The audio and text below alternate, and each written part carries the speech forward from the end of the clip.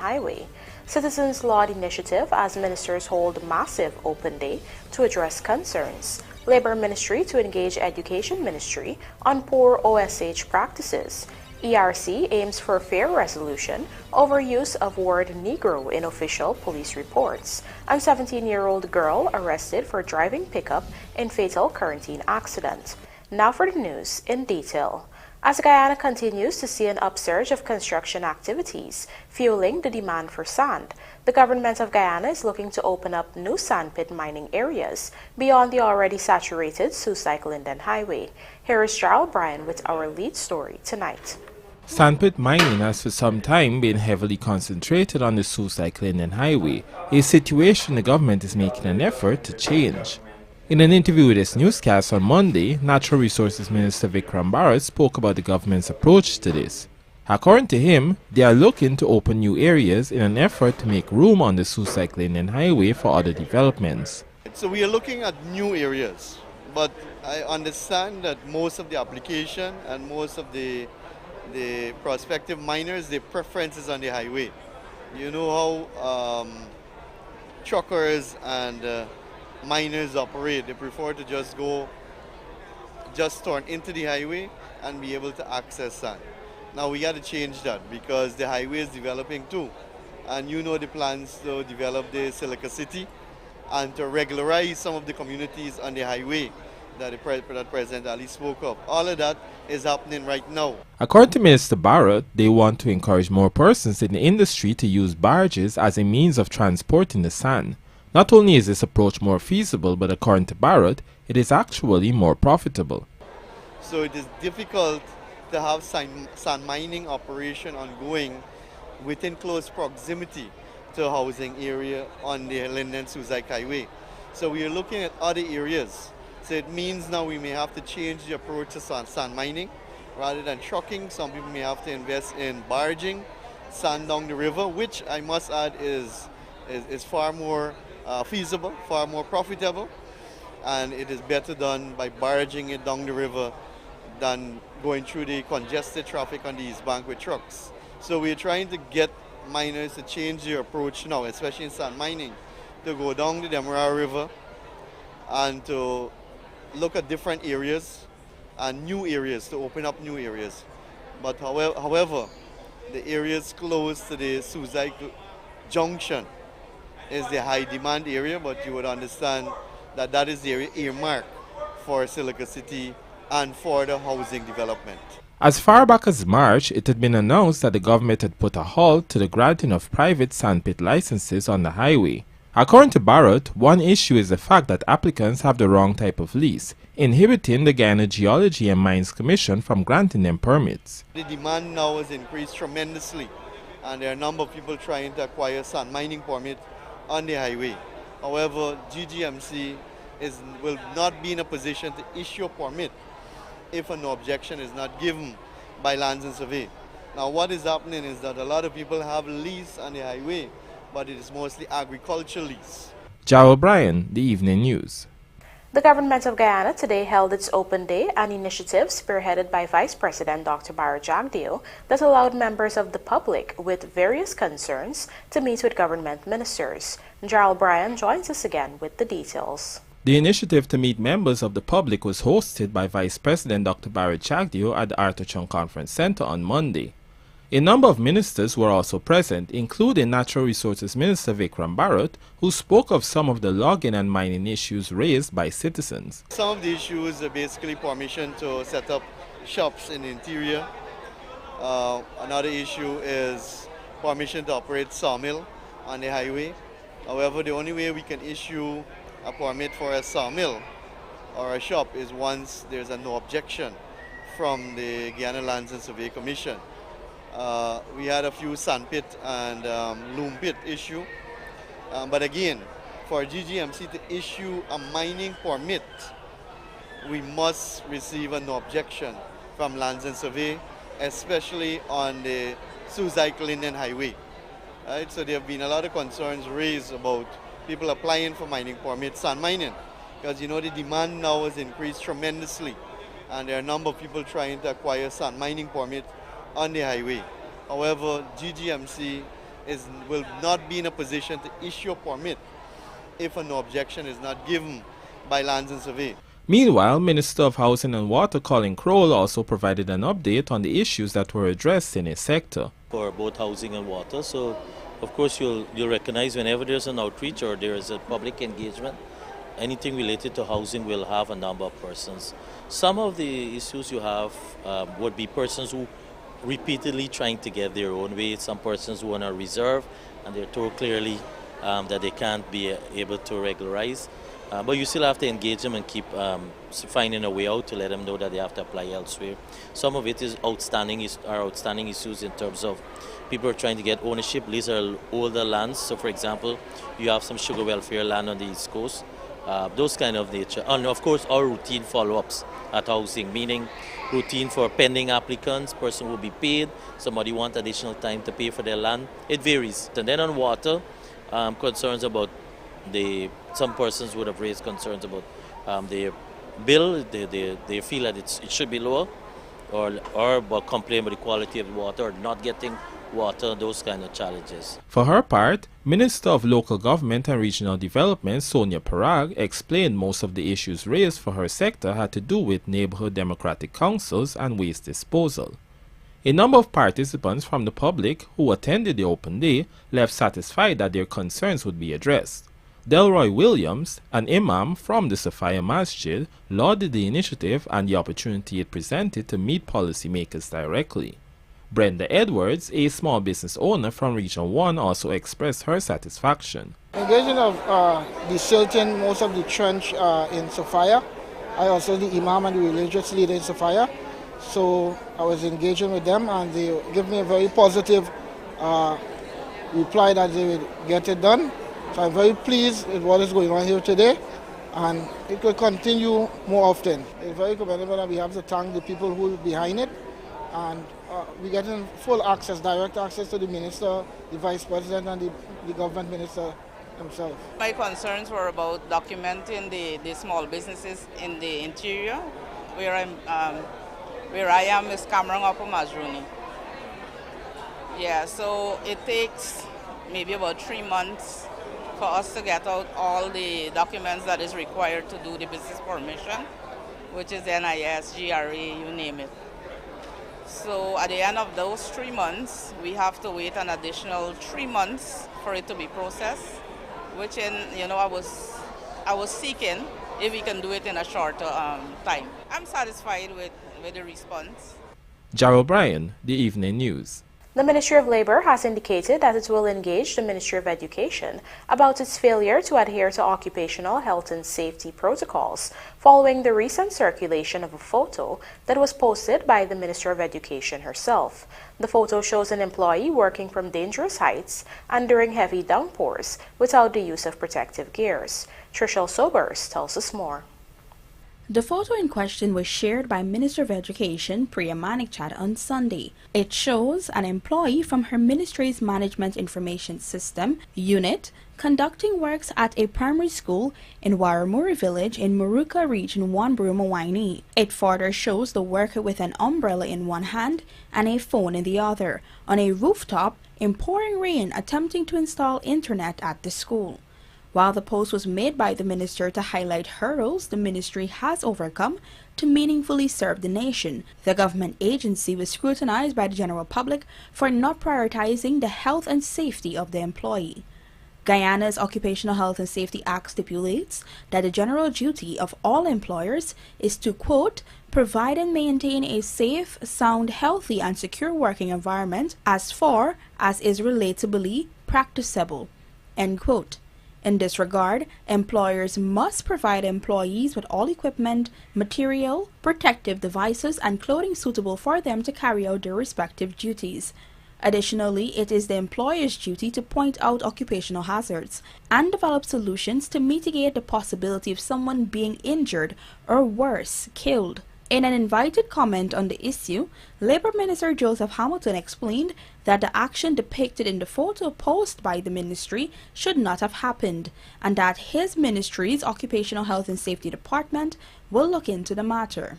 So from the standpoint of health and safety, things like that should not happen. We would hope that the authorities over there will be kind enough to pay attention to people's life and limb. And thirdly, the fact that now you're calling me on the matter, I will confer with them for them to pay some attention to the infringement. Efforts to contact Education Ministry officials on the matter proved futile. In 2023, the Ministry of Labor recorded a total of 20 occupational deaths due to incidents in mining, construction, agriculture, and manufacturing sectors.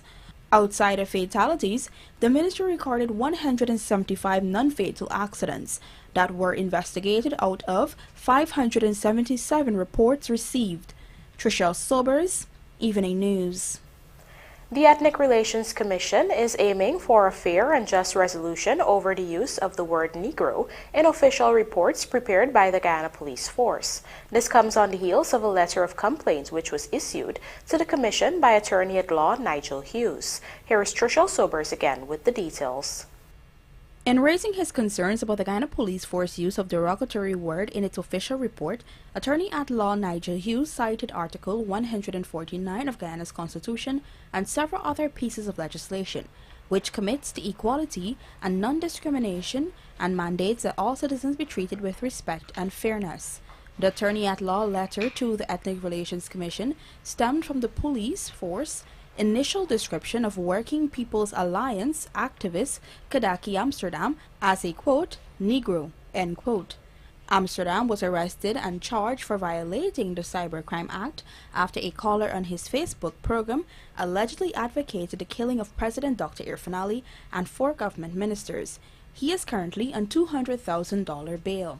However, Attorney Hughes had engaged the ERC to issue a directive to the police force advising the law enforcement agency to cease the use of the term and any other derogatory language when referring to individuals of African descent. In a statement provided to this newscast, the ERC noted that it has formally written to Hughes acknowledging receipt of his letter and indicated that the matter is engaging the attention of the full commission. Moreover, it was highlighted that the body is analyzing the various details outlined in the letter and will determine the series of actions to be taken for a fair and just resolution to the concerns raised. However, Evening News understands that the ERC has since initiated discussions with the police force regarding this matter. When questioned specifically for an update on these talks, no response was provided by the ERC. Meanwhile, Attorney General Anil Nandal has since weighed in on the situation, making it clear that he has never objected to the request for the removal of that derogatory word from the policing system. His response was issued publicly following allegations that he objected to the motion put forward to ERC by Hughes. Tricia Sobers, Evening News. Coming up, water continues to rise in sections of Blackbush Polder and more special education needs classrooms to be opened later this year, says Manik Chand. Do stay with us. More news ahead.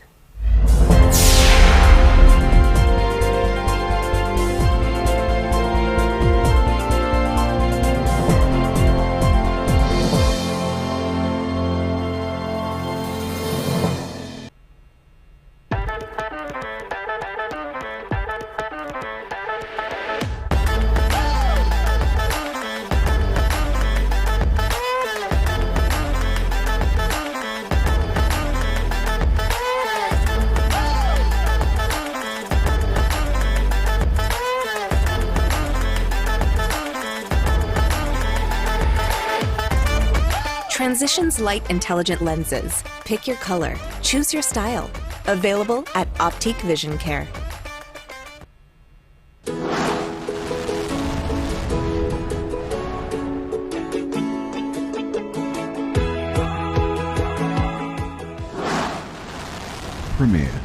Premier insurance coverage for less. Stay safe.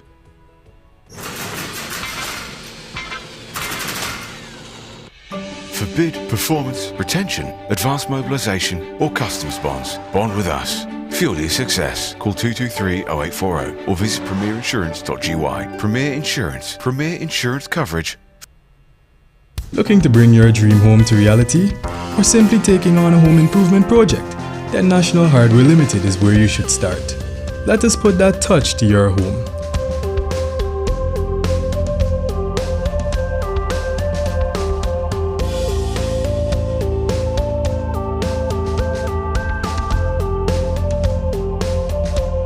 Choose from over 1,000 Berger Paint original hues for any surface.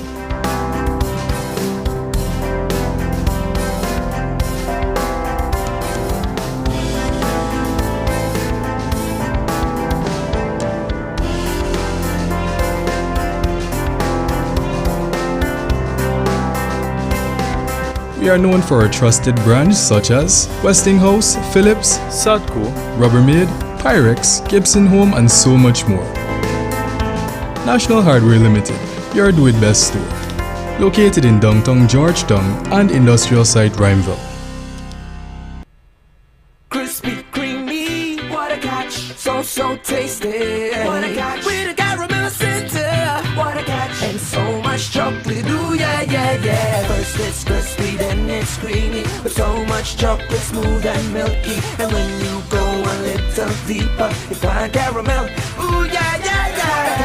Oh, what a catch, you know we love you. What a catch, oh. First it's crispy, then it's creamy, what a catch.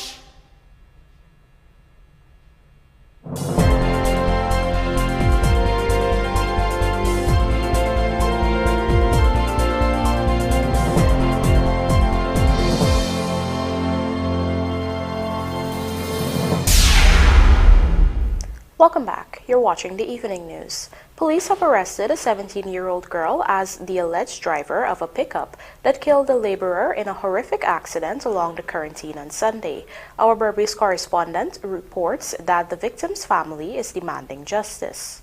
The crash occurred at John's Public Road on the Corentyne on Sunday night at around 21 hours 30 and claimed the life of 29-year-old Dion Ryan Budram, a laborer of Rosehalton, Corentyne, who was a pedestrian at the time. According to the police, the pickup GNN 4363 was moving at an alleged fast rate while the pedestrian was walking on the side of the road. Investigations so far revealed that the driver allegedly lost control of the vehicle and collided with the pedestrian, causing him to be flung into the air. He landed on the road. The pickup then slammed into a bus shed and then ended up in a drain nearby, and the driver immediately fled the scene. Budram was picked up in an unconscious state and taken to the Portmorant Hospital, where he was pronounced dead on arrival. Police were subsequently able to arrest the driver, who is said to be a 17-year-old unlicensed girl employed as a cashier. Police have also arrested the owner of the pickup, said to be a 30-year-old man of 10. Meanwhile, according to the victim's sister-in-law, there was a family gathering at home and they were waiting for Budram to join them. They had started to get worried after it was getting late and they did not hear from him. So I go from the window, my people, I said, oh God, man, he not come. And my sister call and my sister say, your phone down from speaker, I'm telling you. He said, put out the speaker and I want to tell you something. So I said, what? So tell me, he said, Auntie Nanda, I not tell you. Say, Rakesh get knocked down. So I said, what thing? He said, yes, Rakesh get knocked down. So when he called me back, he said, Nanda, Auntie Nanda, Rakesh there. She said she rushed to the scene but was told by police officers there that the body was in the mortuary. This morning, me go me see him. His neck broke, his hand broke, his foot broke. He get blood on his head, and his hand here get one cut. Budram reportedly left home at about 7 hours on Sunday and was on his way home when he met his demise. Me hold out for justice. Then got to give me justice to me brother, man. Remember, he want goodbye, me not get problem with him. Yeah, he is get a little more teeth and tongue, but me want justice. Me no want nothing, me want justice. For the evening news, Andrew Carmichael. Water levels in some sections of the Blackbush Polder, Region 6, continue to rise on Sunday, even with the pumps operating at number 43 Village, Eversham, and Adventure to assist with gravitational flow. Many livestock owners have been forced to take their animals and birds to higher grounds. Residents of Mibikuri, Joanna, and Yakasari on Sunday told the Evening News that water levels in their farms were higher on Sunday afternoon than they were hours before, despite no rainfall in the polders that day. Our Berbice correspondent Andrew Carmichael visited the area and filed this report. This is an average house in Mibikuri North, where many of the residents have the backyard they use for farming, And with the recent rains and the flood, the crops have been dying. Not only that, but some persons have water even going into their houses. Their major concern is what is happening to their little gardens where they make a livelihood from. Okra, pumpkin, and squash and thing. What happened to And them? we pepper thing, we plant them and water can flood them out. How long this water like this here? About 2 weeks now. It's not going down? No, you raise more go.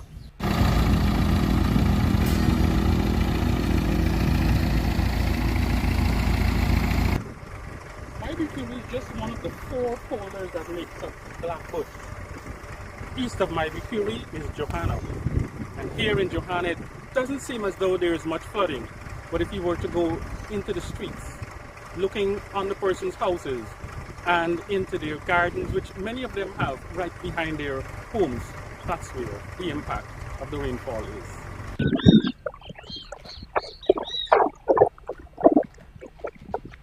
The water soaked the root and tear out. Where you had plants? Too much water. What vegetables you had plants? What greens? Pumpkin and pepper. Plenty? Yes, grow better.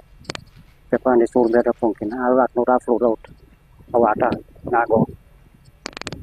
So you just live off of this garden? Yes. So what are you going to do? What happens? Well, we can do nothing. How long the water then? This water there is like about 1 week or more. Long this water there. You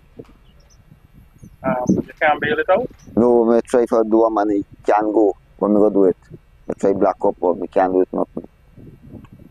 And where this water coming from? This water come from, this not rainfall water, this water come like when the water come from the garden force and this. I don't know who say this water come from and whereas when I just sleep, I come now down since night time. And this water make one step into me. Water real steady, go steady, and when I fall water real steady. Where this water supposed to go? This water will go from the trench and go by 43. Yeah. So at 43 the water ain't going nowhere? Well, I have to pump work, I can't tell you what that. But I said the pump work, but I have to work slow or don't work, I mean, at number 43 village, where there is also an outfall channel, which of course is somewhat blocked. But during the high tide, authorities say that the pumps will be working to assist. The sluice is closed now and the pump is not working. This is what the situation we're going through, because this water is too much for us. Look at the farm. This farm is too much. We pump the water, still the water ain't going. The water just killing all. All the time the water is on the bed. But the situation we're going through, the water is not going out, it's coming in. We can't do nothing more than that. We just ask for the president to do something to this. What and what you planting? I plant in the balange, we have okra and we have pepper. And I have same and the same all the time. I try pumping out the water from the garden to just save it. For the evening news, Andrew Carmichael. Later this year, the government will be commissioning several special education classrooms in the public school system aimed at assisting students who may experience difficulties with the traditional methods of learning. Find out more in this Trishul Sobers report. Special education classrooms allow students to have more one-on-one sessions with educators and access appropriate learning materials tailored to help them enhance their capability and process information within a short time span. Some 12 such facilities have already been commissioned across the country, and several more are currently being established and outfitted. This was disclosed by Education Minister Priya Manikchad during a recent broadcast of the Ghana Dialogue program. According to Manikchand, the initiative is part of efforts to ensure that more children with special education needs are now able to access education in a mainstream school setting. She added that disability is one of the most serious barriers to education across the globe, and these classrooms will ensure that children access education regardless of gender, ethnicity, socioeconomic background, or circumstances. When we talk about inclusive education, we are more talking now about special needs being included, special needs students being included in the holistic education system so that they could receive a whole education that allows them to be competitive in whatever field they choose. The Special Education Needs Unit was established to provide support for students with learning challenges. It is an arm of the Education Ministry, giving guidance on education policies and promoting equal opportunities despite disparities. Some services include continuous professional development training for special needs teachers. Trishelle Sobers, Evening News. In the face of existential threats from various phenomena such as climate change, Guyanese are being urged to adopt sustainable actions that would ensure a better future. This call was made by Executive Director of the Environmental Protection Agency, Kemraj Parsram, on Sunday at the annual Green Walk in Georgetown, held ahead of the June 5 observance of World Environment Day 2024. Kelroy Williams tells us more. The annual Green Walk commenced on Sunday, June 2, 2024. This walk was facilitated by the Environmental Protection Agency ahead of the June 5th observance of World Environmental Day 2024. Addressing the gathering in the National Park following the march, EPA Executive Director Kemraj Parsram highlighted that threats such as extreme droughts and floods, biodiversity loss, among other environmental threats are real. He highlighted a case at Kumaka Northwest District in Region 1 Burima-Waini, where the impact of climate change was evident in the recent drought and the wild forest fires experienced. He noted that despite communities there engaging in traditional farming methods and low deforestation rates, the farming community was particularly impacted by these events. Let me take you to Kumaka in the northwest of Guyana, where climate change is real and evident in the recent drought that we have, and of course, the wildfires, the forest fires. All this despite people living in harmony with nature for decades. Despite traditional farming methods and low deforestation rates, the farming community was particularly fearful and uncertain about their future. Its farmers struggled to cope with declining yields and long periods of drought. Among them was Ernest, yes, and Ernest is a real person, a 78-year-old farmer who had been farming since he was 15 years old. He further stated that one of the affected farmers, 78-year-old Ernest, managed to transform his situation into one of resilience and innovation, with support from the agricultural extension officers and the carbon credit funds. Ernest and his community invested in rainwater harvesting and storage and diversified their cash crops beyond cassava. They are also exploring sustainable farming practices to combat soil degradation and harnessing the energy of the sun. Recently, however, with support from the agricultural extension officers and the carbon credit funds, inspired by stories of resilience and innovation, Ernest and his community invested in rainwater harvesting and storage, diversified their cash crop farming beyond cassava. They are exploring sustainable farming practices to combat soil degradation and harnessing the energy of the sun. In this regard, Parsram outlined how persons can transform their eco-anxiety into cautious optimism by taking meaningful steps towards a sustainable future. Today, something remarkable is happening. The palpable sense of eco-anxiety is shifting. People who were once powerless are now part of community-driven movement. Ernest is displaying cautious optimism, and his outlook is contagious, spreading hope and determination throughout his village. The transformation isn't just environmental, it's deeply, deeply personal. Ernest's community discovered by taking action, no matter how small, they could make a difference. For the Evening News, Kelroy Williams. The government government of Guyana, in a statement on Sunday, urged the international community to redouble to bring an end to the decades of bloodshed and insecurity that have characterized the Israeli-Palestinian conflict. The statement was issued on the heels of the proposed three-phase deal announced on May 31 by U.S. President Joe Biden to bring Israel's war on Gaza to an end. Guyana said it notes that the proposal aligns in several ways with previous decisions taken by the United Nations Security Council and the General Assembly to end the war, and which Guyana supported. These include an immediate and sustained ceasefire, the unconditional release of hostages, the rapid scaling up of humanitarian aid into Gaza, and the importance of developing a robust reconstruction plan for Gaza.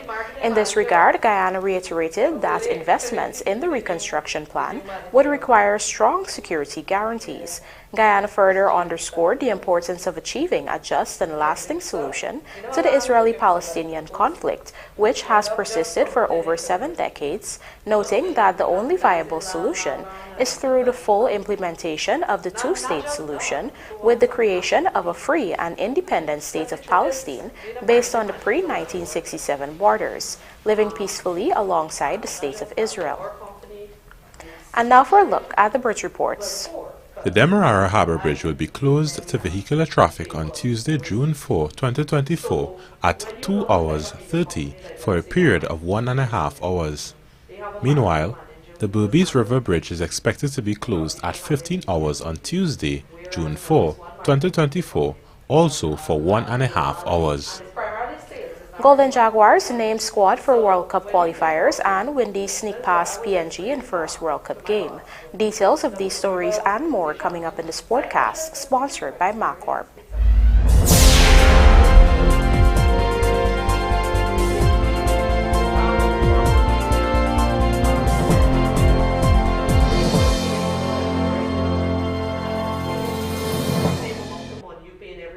In today's tough driving conditions, every engine faces 3 powerful enemies: engine heat, pollutants, and frequent short trips. Each factor is a direct cause of engine sludge, a buildup of dirt that can block vital oilways. This triple threat demands triple protection. Castrol GTX's Triple Protect Power is engineered to fight these 3 main causes of engine sludge. Mechanics, Sylvie's has all the equipment you need to make your job easier and your business profitable. Visit our 31 High and Hatfield Street store and choose from our wide array of shop presses, engine hoists, oil drain pans, parts washers, jack stands, bottle and floor jacks, hand tools, and much more. Can't make it to the store? Shop online at sylviesonline.com and have it delivered. Call or WhatsApp 623-775